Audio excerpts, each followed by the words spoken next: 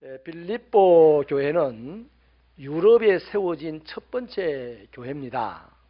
어느 교회나 마찬가지로 처음에 세워질 때는 수없이 힘들었지만은 전도와 선교와 구제하는 일에 최선을 다했어요. 그래서 초대 교회 가운데 가장 칭찬받을 수 있는 교회 중에 하나였습니다. 그럼에도 불구하고 그들에게도 약점은 있었습니다. 교인들 간의 다툼이죠.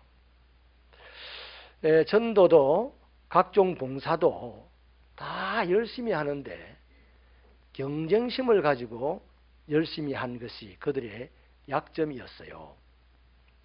그러니까 교회 일꾼들 간에 한 마음이 안 되는 겁니다. 남들이 볼 때 교회가 일을 많이 해요.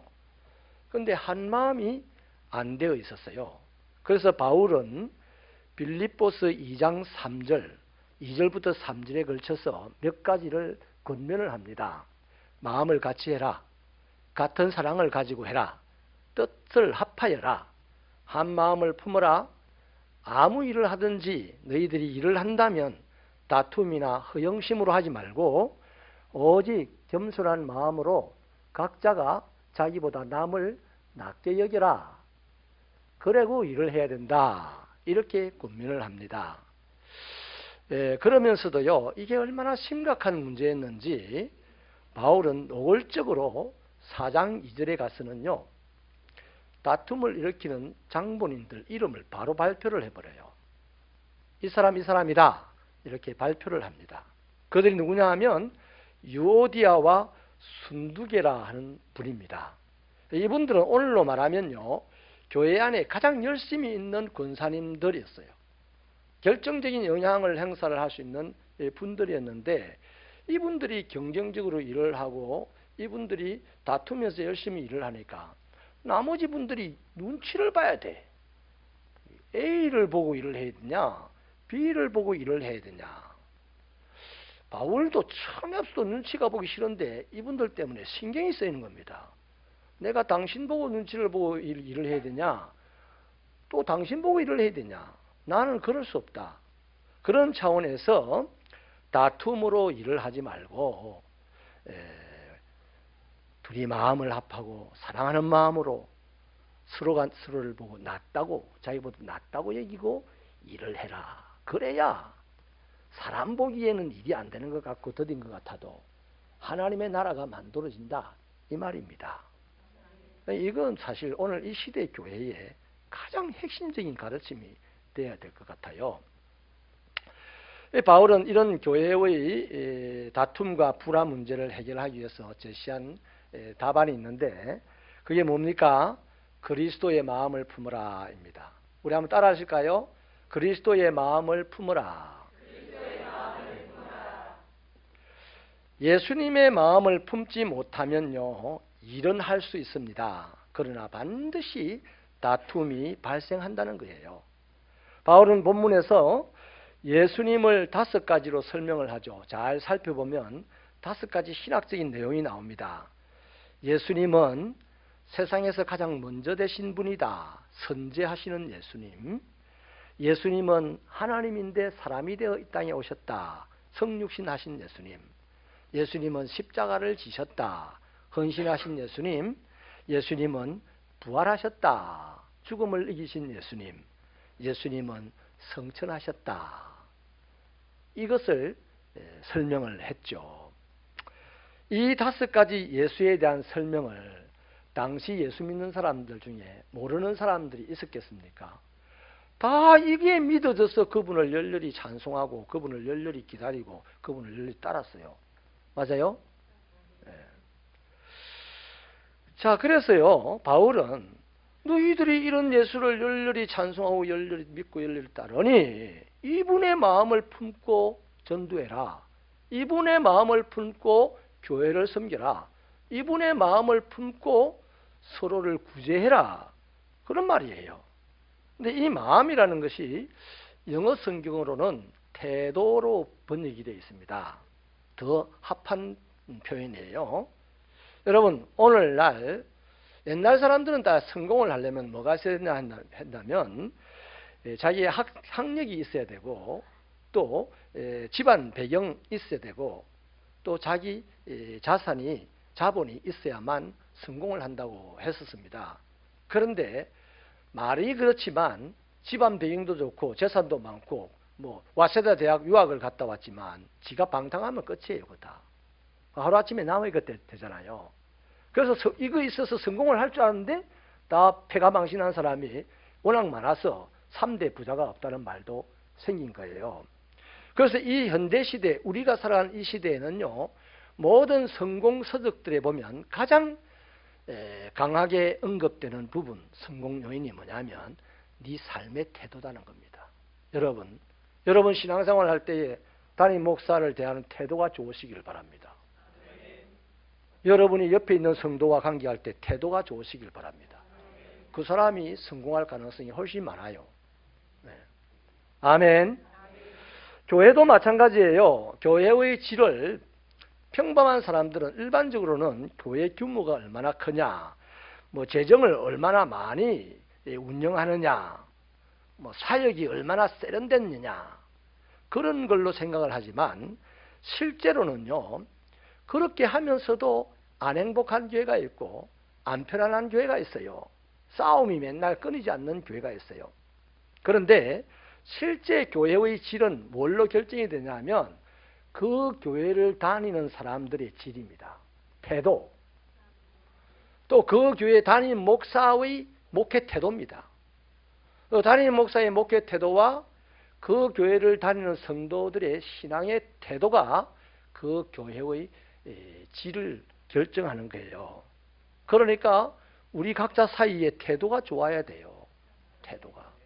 그럼 아무것도 아니다. 돈이 많으면 된다. 박사학위가 많으면 된다. 뭐 이런 게 하나도 중요한 게 아니에요. 우리 간에 태도가 좋으면 그 교회는 아주 수준 높은 교회가 되어서 이 시대를 다스릴 줄로 믿습니다. 여러분, 그래서 태도가 얼마나 중요한지요. 영어 속담에서는 생각이 행동을 낳고 행동이 습관을 낳고 습관이 인격을 만들고 인격이 그 사람의 운명을 결정한다 하는 그런 속담이 있습니다. 자, 그러니까요. 우리가 교회에서 신앙생활을 하고 무슨 활동을 하든지 간에 섬길 때요. 생각 하나까지도 내 맘대로 생각하지 말기를 바랍니다. 예수님 마음처럼 생각하고 섬기면 될 거예요. 그래서 예수님의 마음을 본받아서 봉사하고 전도하고 선교하고 예배드리고 구제하고 이러면요. 그 사람의 인생이 훌륭한 삶이 되는 거예요. 그러면 예수님의 마음이 어떤 것입니까? 오늘 본문 5절부터 8절에 보면 5절은 그냥 대선언입니다. 이 마음을 품어라 이거고 6절부터 8절을 보면 그 주어가 예수님이에요. 또 9절부터 11절은 주어가 하나님입니다. 그러니까 두 단락으로 되어 있어요. 예수가 주어인 단락이 있고 그 다음 하나님이 주어가 되어 있는 단락이 있는데 예수가 주어인 그 단락을 보면요. 전부 다 내용이 자기를 낮추시고 비우시고 막 이런 겁니다. 자기 비하입니다. 자기 비하. 근데 하나님이 주어가 되어 있는 그 단락을 보면 전부 다 예수를 높이는 내용이에요. 그래서 이 두 단락, 오늘 우리가 읽었던 이 본문을요. 그냥 한 문장으로 딱 압축을 하면 이렇습니다. 예수는 항상 자기를 낮추시고 따라합시다. 자기를 낮추신 예수님, 예수를 높이신 하나님, 요거예요. 그래서 여러분 성경은요. 우리가 믿는 영원한 진리라고 하는데 이 성경이 사람의 높아짐을 어디서 출발시키냐면 자기를 낮추는 데서 출발시켜요. 우리 높아지려고 애를 쓰는데 안 높아져서 시리에 빠지고 뭐 자괴감에 빠지잖아요. 다 헛수고한 거예요. 자기를 낮추는 데서부터 예수님은 우리를 높여가십니다. 내 높아짐의 시작은 내가 낮아지는 데 있습니다. 거기서 시작이 되는 거죠. 요셉 보세요. 요셉, 우리는 총리 요셉을 생각합니다. 총리가 되기까지는요, 노예로 죄수의 자리에서 살았습니다. 만약에 노예가 되지 않았고 죄수가 되지 않았으면 그 사람은 총리가 될 수가 없어요. 이스라엘의 구원자 모세가 왕궁에서 되었습니까? 아니에요. 광야의 빈털터리 거렁뱅이 자리에서 이스라엘의 구원자로 세워졌습니다. 다윗이 왕이 되는 것이 사울 왕의 밥상머리 앞에서 됐습니까? 아니에요. 사망의 엄침한 골짜기를 통과하면서 왕이 된 겁니다. 그렇기 때문에요, 오늘 우리의 처지가 낮아져 있는 것 때문에 굳이 상처받고 고통스러워할 필요가 없습니다. 내 오늘 삶의 처지가 남보다 낫고 남보다 더 가련하고 빛이 난 것 같다는 생각이 들었을 때에 제대로 된 신앙인이라면 그것 때문에 가슴 아파하거나 그것 때문에 고통스러워하지 않습니다. 왜? 낮은 자리에 있기 때문에 이제는 올라갈 일만 남았어요. 그래도 뭐 상관없어요. 나는 높은 자리에 있어야 돼요. 이러니까 신앙생활이 재미가 없는 겁니다. 절대로 하나님은 낮은 자리에 있지 않는 사람을 올려주는 법이 없습니다. 스스로 올라가려고 하면 하나님이 깔아뭉개버립니다. 그러니 얼마나 힘들겠어요. 하나님 아버지 하고 내가 예수 믿습니다 하는데도 얼마나 힘들겠어요. 부르는데도 깔아뭉개버리는데 이런 비참한 신앙생활이 되지 않기를 축원합니다. 여러분, 이 비밀을 알고 있던 이 바울은요, 뭐라고 합니까? 자기의 약함까지도 오히려 자랑하고 싶어 했습니다. 우리가 감추고 싶고 우리가 부끄러워하는 그것을 바울은 자랑하고 싶어 했어요. 내 약한 그것이 오히려 하나님의 강함이 되기 때문이라는 것을 알았기 때문이죠. 그래서 사랑하는 여러분, 이 시대에 모든 사람들이 높은 곳을 추구하다가 다 미끄러져 가지고 머리 터지고 배 터지고 깔려 죽는 사람들이 난무한 이 시대에 저와 여러분은 자신의 약한 것이 부끄럽지 않고 낮아진 것이 고통스럽지 않는 제대로 된 바른 신앙을 소유하시기를 축원합니다. 아담과 하와 보세요. 스스로 높아지려고 하다가 그 좋은 에덴 동산에서 쫓겨났습니다. 신할 땅에서 바벨탑을 쌓았던 사람들을 보세요. 스스로 높아지려고 하다가 한 방에 온 땅에 흩어지는 신세를 면치 못했어요. 그러나 그렇습니다. 하나님은 스스로 자기를 높이려고 하면 무조건 깔아뭉갭니다. 무조건 그냥 비참하게 만들어버립니다. 그게 우리가 믿는 하나님이에요. 그것이 우리가 믿는 하나님이라니까요. 내가 높아지려고 할 때 나를 높여주시는 분이 하나님이 아닙니다. 내가 높아지고 싶어 할 때 하나님은 나를 깔아뭉개는 분이 하나님입니다. 오히려 낮추는 사람이 많은 모임에 가면요, 배울 것도 많고 몹시 편안해져요. 왜? 거기는 섬김과 사랑이 충만하기 때문이에요. 거기는 예수님이 계시기 때문이에요. 그러나 높아지기를 원하는 사람이 많으면요, 뭔가 일은 열심히 하는 것 같은데 왠지 불편하고 긴장합니다. 높아지려고 하는 의식을 많이 가진 사람이 모임에 가면요, 인사를 해도요, 안녕하세요 이러면요, 저거는 아직 멀었다. 안녕하십니까? 네, 잘 지냈어요? 네. 이러면 사람을 뭔가 있는 사람처럼 봐줍니다. 개코도 없어요. 그 안에 아무것도 없어요. 그들은만 있어요. 허영만 있어요.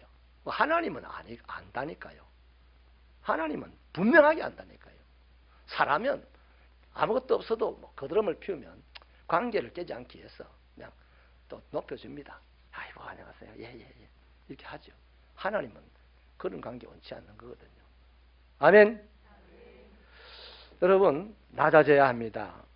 낮아져야 합니다. 저와 여러분은 낮아짐으로 높아지는 이 하나님의 비밀을 꼭 아시고 낮아져야 합니다. 그래서 우리는 주님의 태도를 배워야 하는 거예요. 6절을 보니까요, 그는 근본 하나님의 본체시나 하나님과 동등됨을 취할 것으로 여기지 아니하시고 라고 하죠. 하나님과 같은 분이 예수님이에요. 그런데도 스스로 자기를 낮추셨다. 여러분, 예수님이 자기를 스스로 낮추신 그 모양이요, 두 가지로 나타나고 있어요. 오늘 본문에. 첫째는 자기를 비우는 삶으로 자기를 낮추는 것을 드러내셨습니다. 오히려 자기를 비워 종의 형체를 가졌다. 주인이라는 주인의식을 다 내어버리고 비우고 종의 의식을 가졌다는 거죠. 그래서 여기 비워는요, 완전히 비웠다는 겁니다. 안에 아무것도 남아있지 않도록 비웠다는 겁니다. 어떻게 이해를 할 수가 있어요? 예수님이 자기를 비워서 하늘의 신인 이 땅으로 내려올 수 있게 되었어요. 이 땅에 내려와서 안 비우면 어떻게 되겠습니까? 내가 신이야, 내게 무릎을 꿇어라, 막 이랬을 거예요. 헤로사 비키라, 내가 거기서 살아야 된다, 이랬을 거예요. 근데 이 땅에 내려오셔서도 또 자기를 비웠어요. 이 땅에 내려오셔서 또 자기를 비우고 또 자기를 비워서 나중에는 종의 발을 씻어주는 사람으로, 십자가를 지고 죽을 수 있는 복종하는 사람으로까지 되었다는 거예요. 끊임없이 자기를 비웠다는 겁니다. 끊임없이. 그래서 구원의 역사가 일어나고 생명의 역사가 예수님 가는 곳에는 맨날 일어난 거예요. 카프카의 변신이라는 소설이 있습니다. 어느 날 주인공이 자고 일어났더니 큰 곤충이 되어 있어요. 그래서 그때부터 사람들이 맨날 차고 밟고 그냥 뒹굴고 그냥 그렇게 괴롭히는 거예요. 제가 그 책을 읽으면서요, 언제 다시 사람으로 변할까 싶어가지고 관심을 가지고 계속 읽었는데 그것까지 안 변하고 죽었어요. 그냥 곤충으로 변해서 사람이 다시 안 되고 죽어버렸어요. 굉장히 그 감수성이 예민했던 그때에 아쉬웠어요. 이게 나중에 이제 평론을 나중에 자라가지고 공부하면서 보니까 현대인의 외로움, 현대인의 어떤 그 외로움들을 가장 강력하게 표현한 책이라고 하는 것을 배웠는데요. 여러분, 제가 지금 이 얘기를 왜 끄집어냈냐면 오늘 충격적으로 한번 받아들여야 됩니다. 저는 감수성이 예민할 때, 다시 말하면 총명할 때 그 책을 읽으면서 사람이 곤충이 된 것이 너무나 안타까웠어요. 그런데 예수님이 사람이 되었대. 나는 예수님이 사람이 된 것에 대해서는 한 번도 안타까운 적이 없었어요. 그냥 감사했어요. 있을 수 있는 일입니까? 사람도 피조물이고 곤충도 피조물이에요. 피조물이 피조물로 바뀌는 것 가지고 그렇게 아팠고 고민을 많이 했고 그 문학으로 말미암아 많은 사람들이 감동을 받고 하는데, 아이 신이 사람이 된 것에 대한, 신이 사람으로 변한 것에 대해서 얼마나 고민해봤냐 이 말이에요. 얼마나 갈등해봤냐 이 말이에요. 그냥 아우 감사합니다 그것으로 끝. 그래서 이 시대의 기독교인들이 아무 맥이 없이 아무 능력도 없이 살고 있는 것은 아닌가 싶은 거예요. 여러분, 하나님은 자기의 전 존재를 비우셨습니다. 왜 계속해서 끊임없이 비웠습니까? 그 이유는 그래야만 세상을 구원할 수 있기 때문이에요. 그래야 그 비움의 자리자리마다 생명력이 작동하기 때문입니다. 오늘 교회를 섬기는 사랑하는 여러분, 여러분이 어제도 비우고 오늘도 비우고 교회 나올 때마다 비우고 봉사할 때마다 비우지 아니하면요, 구원의 역사, 생명의 작동이 일어나지 않는 거예요. 그래서 끊임없이 완전히 비우는 것, 예수님은 자기를 낮추는 그 모양을 자기를 비우는 것으로 드러냈다니까요. 우리는 이것을 힘들어합니다. 비우는 것을 힘들어합니다. 자기 포기를 하기가 힘듭니다. 자기 시간을 비우는 것도 힘들고 자기 물질을 비우는 것도 힘들고 자기 패턴, 자기 삶의 양식을 비우는 것도 힘들고 심지어는 자기의 자존심을 비우는 것도, 쓸데없는 자존심을 비우는 것도 힘들어합니다. 그러나 우리 예수님은 자기가 하나님이라는 그 존재, 신이라는 그 존재까지도 완전히 포기를 하시고 비우셨습니다. 그 주님이 우리에게 세상을 제대로 살려면 비워라, 그렇게 말씀을 하십니다. 깨달아지면 아멘입니다. 두 번째는요, 예수님은 자기를 낮추는 모양을 실제 낮추어지고 낮춰지고 낮아지고 낮아지고 하는 이 삶으로 드러내셨어요. 8절을 보면 사람의 모양으로 나타나사 자기를 낮추시고 죽기까지 복종하셨으니 곧 십자가에 죽으심이라. 여기에 주된 동사는 낮추다입니다. 낮추어서 사람의 모양이 되시고 낮추어서 죽기까지 복종하시고 했다는 거예요. 그것도 계속 시점마다 낮추지 아니하면 이 일이 안 되는 거죠. 그래서 예수님은 죽을 때까지 복종하면서 자기를 낮추었다. 복종이라는 것은 낮추지 아니하면 안 됩니다. 선생님이 제자에게 복종하는 거 봤어요? 높은 사람이 낮은 사람에게 복종하는 거 봤습니까? 없어요. 내가 당신보다 낮은 사람입니다 라는 고백이 들어갈 때 드디어 복종할 마음이 생기는 거예요. 아멘. 여러분, 요새 재미난 게요, 사람들은 자기의 권리를 찾기 위해서 언제나 투쟁하는 게 맞아요. 그런데 재미있는 것은 복지에서 권리를 줄 수 있습니다. 나라에서 나에게 돈을 우리 요즘 어르신들 30만 원인가 줍니까? 옛날에 전 정부에서 어르신들에게 처음 20만 원인가 얼마가 주었어요. 그 주다가 어려워져 가지고 좀 주는 것을 깎자고 했을 때 난리가 났습니다. 처음에 복지가 나에게 얼마가를 줄 때는 와, 이 은혜다 이렇게 생각했는데, 거기서 또 얼마를 깎아야 되겠습니다라고 할 때는 벌써 이제 이게 자기 권리가 되고 자기 권력이 돼가지고 뭘 그런 나쁜 짓을 하느냐고 이제 달려들고 대보를 하고 이러는 거죠. 그리고 이게 오늘 인생을 살아가는 모든 사람들의 사고가 이렇게 돼버렸어요. 은혜는 끝까지 은혜로 받아야 되는데, 은혜 받은 것이 당연한 것으로 생각을 하는 순간 이제 권력이 돼버려. 자기를 낮추지 못하면 그렇게 된다는 거죠. 여러분, 이 세상 가운데 예수님은 낮추는 자리로 오셨습니다. 세상에 오신 것부터 해서 십자가에 못 박혀 죽어서 무덤에 들어가는 것까지 다 하나같이 낮춤으로 오시는 거예요. 그래서 우리에게 너희도 나를 믿고 나를 따르느냐, 자기를 낮추며 살아라. 좀 더 리얼하게 노골적으로 말씀을 드리겠습니다. 교만에서 드리는 말씀이 아니고 우리 이해하고 합의를 하자는 차원에서, 목사를 대할 때 목사님보다 내가 낫다 하는 자리에 두고 목사를 대하면요, 목사의 설교가 그리 은혜스러워. 근데 목사보다 내가 더 똑똑하다, 내가 더 많이 배웠다, 학위도 높다 이러면요, 똑똑한 거, 배운 거, 학위 높은 거 가지고 목사 말 분석한다고 은혜를 하나도 못 받아. 상대방을 높게 생각하고 나를 낮출 때, 상대방을 굳이 높이라는 얘기는 아닙니다. 나를 그 사람보다 좀 낮출 때 나는 그 상대를 인정하고 그 상대를 받아들일 수 있고 그 상대와 함께 일을 할 수도 있는 거예요. 그래서 예수님은 우리에게 끊임없이 니를 낮추고 살아라고 가르치는 거예요. 누가복음 14장 8절로 11절 내용을 보면 혼인잔치집에 청함받은 손님에 대한 얘기를 예수님이 하면서 지도를 하죠. 네가 그렇게 청함을 받거든 가는 즉시로 상전 자리에 앉지 말고 저 밑에 앉아라. 상전 자리에 앉았다가 혼주가 와가지고 이 자리는 당신 자리가 아니니 저 끝자리로 가시오 하면 얼마나 쪽팔리겠냐. 네가 먼저 처음부터 저 밑자리에 가서 앉았으면 혼주가 와가지고 여기 말고 조금 더 윗자리로 올라가십시다 하면 기분이 좋지 않겠냐. 내용이 그 내용입니다.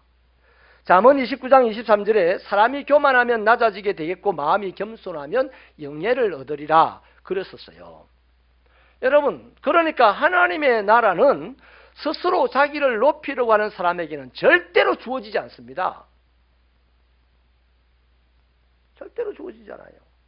스스로를 의롭다 하고 스스로를 주장하고 이러는 사람에게는 하나님 나라가 주어지지 않습니다. 근데 주어지지 않는데 하나님 나라를 설명하고 하나님 나라를 막 표현하고 이러니까 얼마나 답답하고 이 커뮤니케이션도 영적으로 안 되고 얼마나 본인도 힘들겠어요.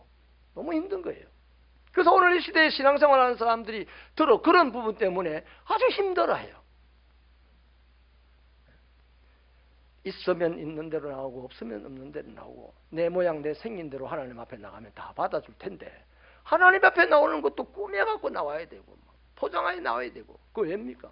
하나님 만나기 전에 우선 사람을 만나게 되니까 저 사람이 나의 수준을 결정할 거다. 이런 이제 쓸데없는 걱정 때문에 그렇게 되는 것이죠. 여러분, 엑소더스의 하만을 보십시오.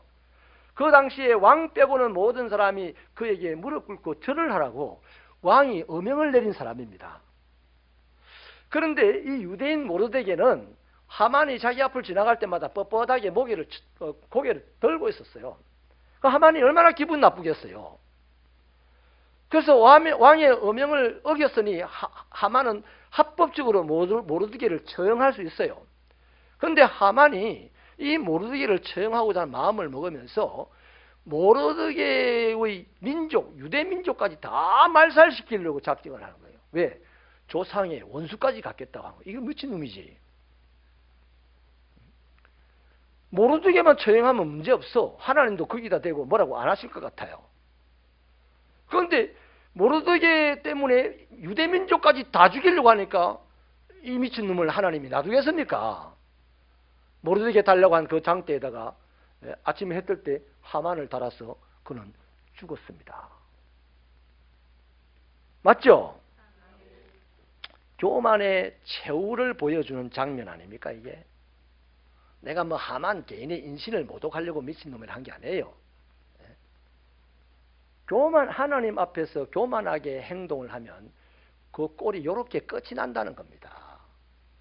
여러분, 바른 그리스도인들은, 이거 잘 들으십시오. 이 한 문장을. 바른 그리스도인들은 내일 높은 자리를 위하여 오늘 몸부림치지 않습니다. 바른 그리스도인들은 높은 자리를 바라는 마음이야 인지상정이지만 오늘, 지금은 내 안에 교만을 부수뜨리기 위해서 몸부림을 치는 사람이 바른 그리스도인이에요. 내일 높아지는 것은 내가 할 수 있는 게 아니고 하나님이 하실 일이거든요. 저와 여러분이 가지고 있는 질투나 분노나 탐심이나 다툼 뭐 이런 등등 대부분의 죄악은요, 교만 안에서 나오는 것입니다. 그래서 하나님은 교만한 자를 그렇게 싫어하시고 깔아뭉개시는 거죠. 여러분, 교만한 곳에는 예수님이 절대 안 계세요. 예수님이 안 계시니까 그 자리는 교회라 할지라도 평안한 자리가 아니에요. 그 자리는 반드시 40일 금식 기도하는 사람들이 모인 자리를 할지라도 마귀가 작동하는 곳이 되고 당연히 평화는 사라지고 싸움과 분쟁만 가득한 곳이 되는 거예요. 그런 차원에서요, 교회를 볼 때 교회는 하나님의 완벽한 사람들이 모인 곳이 아닙니다. 제가 새가족들이 가끔요, 지난 13년 동안 내가 2번인가 그 얘기를 들었어요. 교회를 떠난다고 그래요. 그러면서 이제 그 이유가 뭐냐니까 교회 안에 천사들만 모인 줄 알았는데 못된 사람들, 교회 밖에서 만난 못된 사람이 교회 안에 다 있대요. 우리 다 못된 사람입니다. 그 제가 그분에게 뭐라고 얘기를 해드렸냐면요, 이렇게 대답을 했어요. 예, 그렇죠. 그 중에 제일 못된 사람이 접니다. 저라고 그랬어요. 저라고. 그게 그리스도인의 바른 마음가짐 아닙니까? 네? 교회 안에는요, 못된 사람도 있을 수 있고요, 착한 사람도 있을 수 있고, 뭐 살인자가 교회 안에도 있을 수 있어요. 그런데 어떤 사람이 모인 곳이냐? 예수님이 필요한 사람들이 모인 곳이 교회입니다. 그러니 나는 잘난 사람이요, 나는 온전한 사람이요, 나는 완벽한 사람이요, 전 거짓말이라고. 저는 부족한 사람입니다. 못난 사람이에요. 그래서 하나님께서 나를 사랑하시고 나를 지키시고 아무도 나를 건드리지 못하도록 하시고 그러시는 거예요. 아멘. 그래서 우리 새벽기의 성도 여러분은 교회 안에서 뭐 내가 열심히 일을 했는데 아무도 나를 알아주는 것 같지도 않고, 알아준다고 해서 뒤통수가 되고 막 일을 잘했네 못했네 그냥 씹기나 하고, 뭐 교회가 이러냐 하지 마세요. 그런 사람들이 나에게 복의 통로가 되어주지 않는 거예요. 나에게 복을 주실 분은 오직 누구다? 하나님이십니다. 그러므로 누가 나를 알아주지 아니하여도, 누가 나를 높여주지 아니하여도, 누가 나를 보고 욕을 해도, 이 세상 사람 날 몰라줘도 나는 나를 지금 분명하고 똑바로 정확하게 보고 계시는 하나님 때문에 내게 주어진 이 사명, 이 봉사 감당하고 가리라.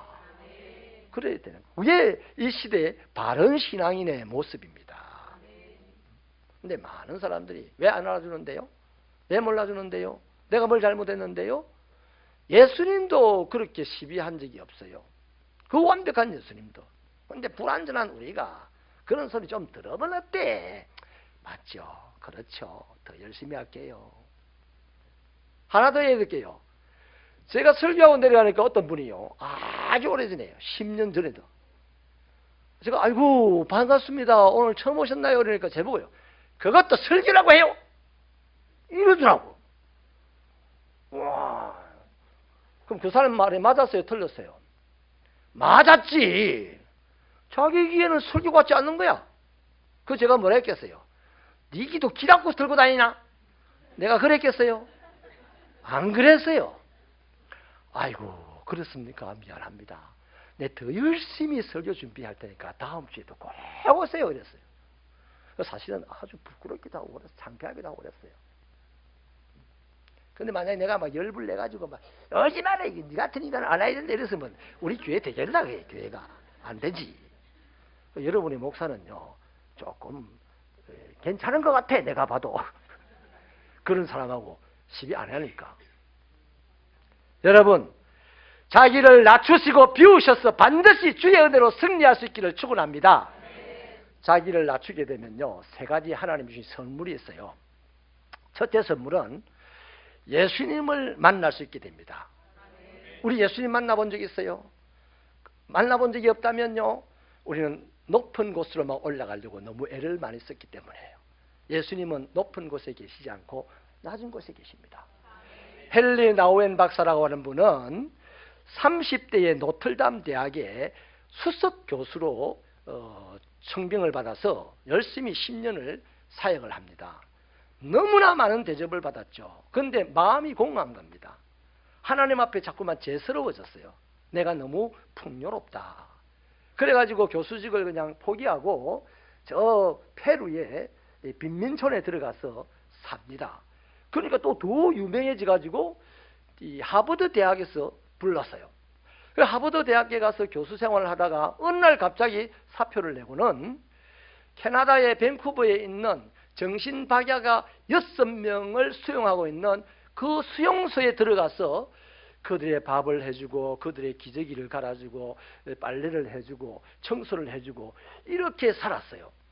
그래서 수많은 사람들이, 기자들이 끊임없이 찾아갑니다. 아니 당신은 강의만 하면 인산인해를 이루는 사람들이 모여들고 책만 내면 전 세계적인 베스트셀러가 되고 이렇게 훌륭하신 분이 세계를 위해서, 유엔을 위해서 할 일이 얼마든지 많을 텐데 고작 쓸모없는 인생 6명을 위하여서 당신의 인생을 왜 허비합니까? 끊임없이 질문을 해요. 근데 이분이 대답을 안 하고 있다가 죽기 얼마 전에 이분이 예수의 이름으로라고 하는 책을 한 권 냈어요.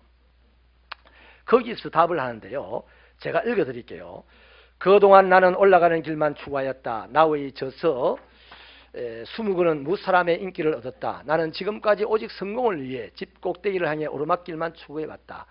그러나 어느 날 정신박약자 아담군을 만났을 때 이런 인간의 고통에 동참하는 내리막길에서 예수님을 바로 알 수 있다는 것을 깨달았다. 신학자가 드디어 깨달았대요. 오르막길에서는 예수님이 안 보였지만 내리막길에서 복음서에 나타난 진정한 예수님을 만날 수 있었다. 하버드 대학 강단을 떠나 6명의 정신지체아가 있는 수용소에 첫 발을 디뎠을 때 마치 탕자였던 나 자신이 고향에 돌아온 것 같은, 아버지의 집에 온 것 같은 느낌을 받았다.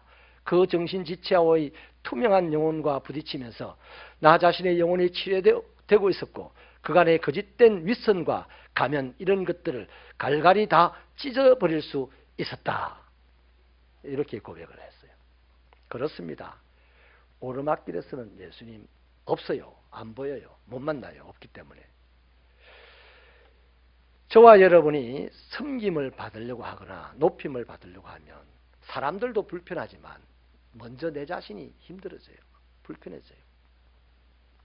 그러나 낮아져서 섬기려고 하면 사람들도 좋아하고 나도 좋습니다. 기쁨이 충만합니다. 왜? 예수님은 낮은 자리에서 섬기기만 하셨기 때문이에요. 그 예수를 만날 수 있다는 겁니다. 그게 예수 만났다는 증거예요. 뭐 예수님이 이렇게 생겼더라, 사진처럼 다 거짓말입니다. 그건 지 말이고, 예수님을 만난 증거는 내 안에 기쁨이 충만하더라는 겁니다. 예수님처럼 살았기 때문이죠. 두 번째는요, 우리가 낮아지면요, 세상 사람들이 예수님을 보게 됩니다. 여러분, 우리가 지금 말씀처럼 낮아지고 비우고 이러면 세상 사람들 우리를 보고 바보라고 그럽니다. 저 이상한 인간들이다, 이렇게 얘기를 할 거예요. 그래도 우리가 계속 그렇게 살면, 그들이 몰라줘도 예수님 때문에 그렇게 살면 저 어떻게 저럴 수가 있지 궁금해할 겁니다. 그런데 궁금해서 우리를 가만히 보니까 우리는 특별히 그들처럼 많은 돈을 갖고 일을 하거나 대단한 권세를 갖고 일을 안 하는데도 우리가 있는 자리가 즐거워지고 우리 있는 자리에 모이는 사람들이 행복해지고 하는 것을 그들이 눈으로 보게 됩니다. 아, 이상하다. 나는 세상을 행복하기 위해서 권력을 잡았고 돈을 잡아봤는데 안 행복하고 싸움만 일어나는데 저 사람들은 돈도 없고 권력도 없는데 왜 저 사람들의 모임에는 사람들이 행복할까? 아, 그런가 보다. 저 사람들이 믿는 예수 때문이구나. 드디어 예수님을 보게 된다는 겁니다. 나의 섬김을 통해서 성경에 드러난 예수님을 보게 된다는 거죠. 세 번째는요, 하나님이 높이십니다. 내가 낮추고 나를 비우는 삶을 살면 하나님이 높이시는데 9절부터 11절을 같이 읽어볼까요? 시작.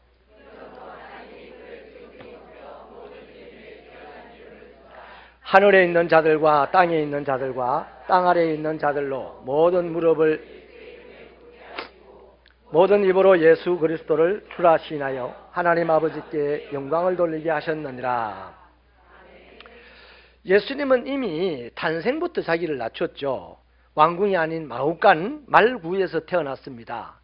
예수님은 계속해서 낮은 자로 살면서 계속 자기를 비우고 낮은 자로 살면서 하나님이 주신 사명을 감당했죠. 그러니까 사람들이 행복하고 즐겁고 기뻤습니다. 그래서 하나님도 영광을 받으셨고요. 그 영광을 받으신 하나님이 이 예수에게 뭘 주십니까? 최고의 권세와 최고의 영광을 주신 거죠. 그래서 이게 바로 낮아짐의 선물입니다. 하나님은 내가 나를 낮춘 만큼 높여줍니다. 하나님 말고는 우리를 높여줄 자가 이 땅에 없어요. 필립 얀시가 내가 알지 못했던 예수라는 책에서 첫 번째 크리스마스를 통해 하나님에 대하여 배운 것 몇 가지를 얘기를 했는데요. 그것이 겸손. 첫 번째 크리스마스를 통해서 하나님은 참 겸손하시다. 또 하나님은 누구나 가까이 할 수 있는 분이다. 하나님은 비천한 것을 두려워하지 않는 분이다. 하나님은 신이 사람이 될 수 있을 만큼 용기 있는 분이다 하는 것을 배웠대요. 참 멋있죠. 여러분, 그러면서 이분이 겸손에 대하여서 이렇게 그 책에 소개를 했는데 읽어드릴게요. 우주를 호령하시는 하나님, 세상 모든 군대와 제국을 장기판에 말 다루듯 하시는 하나님께서 팔레스타인의 한 아기로 말도 못하고 딱딱한 음식도 못 먹고 대소변도 못 가리고 어느 10대 소녀의 품을 유일한 피난처로 삼고 그 소녀에게서 음식과 사랑을 공급받아야 하는 연약한 아기로 오셨다. 그래요. 겸손에 대한 표현을 얼마나 멋지게 정확하게 잘 하셨습니까? 그러면서 이분이요, 더 놀랍게도요, 영국의 엘리자베스 여왕이 미국 방문한 것을 비교를 딱 했어요. 제가 또 읽어드릴게요. 이 여왕은 행사마다 2벌씩의 어전용 의상들, 누가 죽었을 때를 대비한 상복, 19리터들이 혈장액과 변기 깔개 등을 포함해 짐가방 무게가 1800kg가 되었다. 그리고 전속 미용사와 시종 둘, 수행원을 대동하여 미국을 방문했다. 이틀간의 그 짧은 방문 기간 동안 250만 불을 썼다. 그와는 대조적으로 하나님의 지상 방문은 한 짐승의 거처에서 수행원도 없이 구유 말고는 눕힐 곳조차 없는 비천한 곳에서 이루어졌다. 여러분, 예수님은 우리를 살리시려고 세상을 구원하시려고 신의를 포기하셨고 모든 권세를 포기하셨고 모든 재물을 포기하셨고 자기를 그렇게 비우시고 또 이 땅에 오셔도 낮추고 또 낮추어서 자기 목숨까지도 내어주신 분입니다. 저는 새벽교회를 섬기면서 이 시골에 있는 작은 교회가 어떻게 하면 하나님 앞에 많은 일들 중에 제대로 영광 돌릴 수 있을까를 고민하다가 선교하는 교회가 됩시다 해서 지금까지 달려왔습니다. 여러분들이 많은 협조를 해주셔서 정말 감사합니다. 그러나 우리는 또 이 지점에서 오늘 오후에는 선교 장학 헌신 예배를 드릴 텐데 여러분, 우리 것을 조금 더 비우고 내려가면 내려갈수록 더 크신 하나님을 만날 수 있다는 이 확실한 믿음 앞에서 나를 비우고 낮추어 하나님의 복음의 일에 더욱 정진할 수 있는 성도들이 되시기를 축원합니다.